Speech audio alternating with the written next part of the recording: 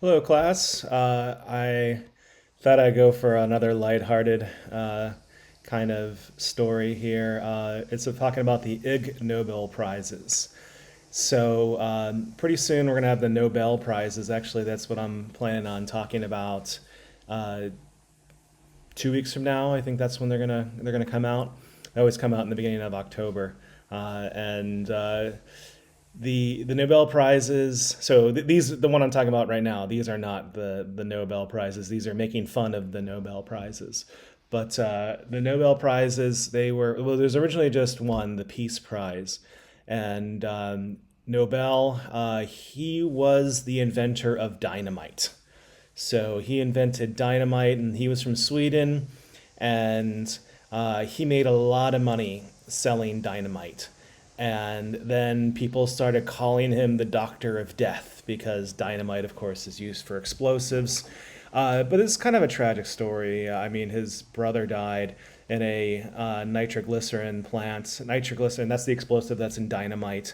And actually, he just took nitroglycerin and soaked it with diatomaceous earth and put a blasting cap. That's what dynamite is. And it actually has saved a lot of lives. I mean, because nitroglycerin was used as the primary explosive for in like the trains when they make tunnels and whatnot. Usually, you put a little hole and then a stick of dynamite, and that's how you put tunnels into mountains, and at least they used to.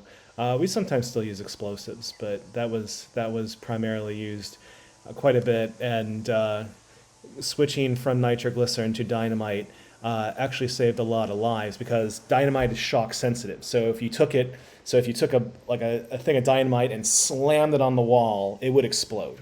So there are some explosives that are so explosive they're shock sensitive, and dynamite is one of them. And again, it was discovered and mass produced by Nobel, and they started calling the Doctor of Death. And then he was really rich and feeling a little guilty. He's like, I don't want to be remembered as the Doctor of Death. What do I need to do? And he hired a think tank. And then they all went and they talked about it, and they said, all right, Nobel, what you need to do is make a trust fund, and then every year from this trust fund, you will give out an award, and the award will go to the person who has promoted peace on planet Earth. And not only that, the people that are going to decide this is Norway, because Norway at the time, and kind of still is, they were like the peace-loving hippies of Europe. So the other Nobel Prizes, they are given out by the King of Sweden, but the Nobel Peace Prize is given out by Norway. So the other prizes are economics, literature, physiology or medicine, chemistry, and physics. So I'll talk about the scientific ones, physiology, chemistry, and physics. But I mean, the other ones, they're always interesting for me, but it's not my area of expertise. So this is making fun of them with the Ig Nobel Prizes, and MIT, in Boston, they give this, they start doing this, and I think it's kind of funny.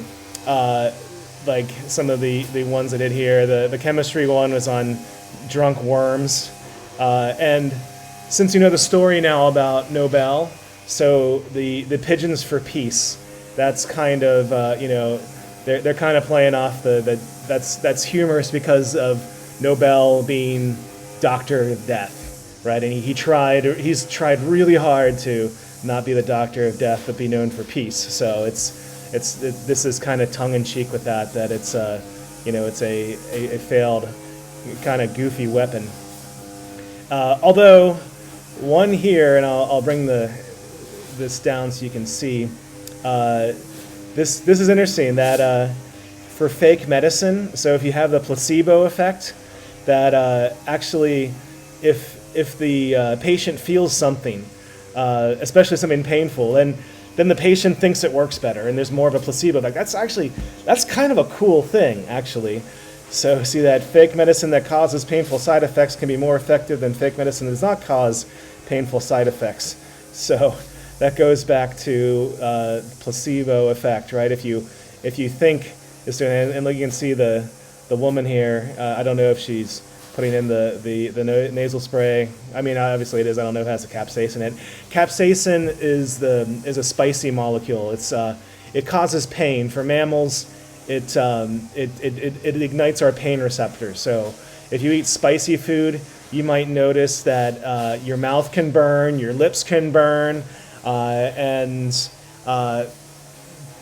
our taste buds are on our tongue, and also in our olfactory system, right? So with our nose. So where we really taste things is on our tongues and inside of our noses. So the idea when you have spicy food and your whole mouth is on fire, that's not your taste receptors. That's your pain receptors. And so if you squirt capsaicin into your sinuses and your nose, it's gonna ignite the pain receptors, and it's not gonna feel good. So, but some people do love spicy food. Astronauts love spicy food because when you don't have gravity. I know there's gravity in space, but we don't have the feeling of gravity because, I mean, the astronauts are orbiting the Earth or wherever they're going. There's still gravity, but they don't feel it because they're in this state of free fall.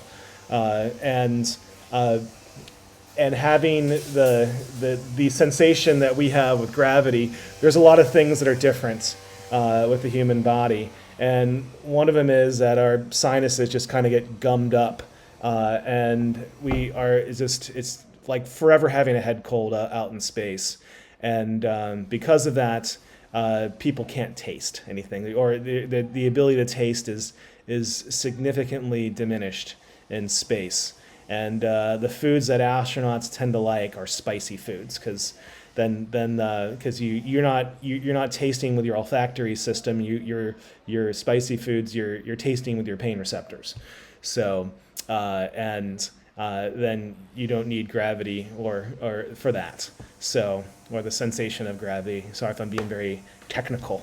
So, well, I hope you enjoy this lighthearted one. I think next week there won't be the Nobel Prizes won't be out, but then the following week I'll talk about the actual Nobel Prizes. And Nobel Prizes, those are it's like the Oscars or the Emmys of the science. Well, that's the highest honor you can get is a Nobel Prize. So it was all that dynamite, is that the fund from that is still being put to good use.